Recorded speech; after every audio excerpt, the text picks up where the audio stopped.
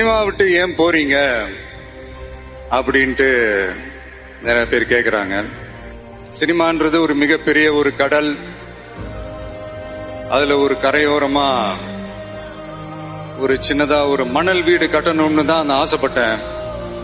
But அதே ஒரு மாளிகையா மாத்தி தந்தது நீங்க எல்லாரும் தான். அது மட்டும் இல்ல, நான் சினிமாக்கு வரும்போது இது எல்லாருக்குமே தெரிஞ்ச விஷயம் தான். இந்த பழைய கதை தான்.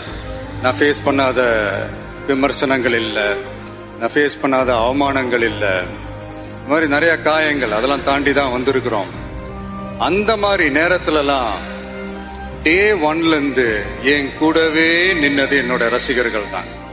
ஒரு நாள் 2 நாள் இல்லைங்க, கிட்டத்தட்ட ஒரு 30-33 வருஷத்துக்கு மேல என் கூடவே நின்றுக்கிறாங்க. அதனாலதான் நான் என்ன டிசைட் பண்ணேன்னா, அடுத்த 30-33 வருஷத்துக்கு அவங்களோட நான் நிக்கிறோம்னு முடிவு பண்ணிட்டேன். எனக்குன்னு ஒண்ணுனா வந்து தியேட்டர்ல நிக்கிறாங்க, நாளைக்கு அவங்களுக்குன்னு ஒண்ணுனா அவங்க வீட்டுல போய் நிக்கணும்னு நான் முடிவு பண்ணிட்டேன். எனக்காக எல்லாத்தையும் விட்டு கொடுத்த என்னுடைய ரசிகர்களுக்காக நான் சினிமாவையே விட்டு கொடுக்கிறேன். இந்த விஜய் சும்மா நன்றின்னு சொல்லிட்டு போறவன் கிடையாது, நன்றி கடனை தீர்த்துட்டு தான் போவான்.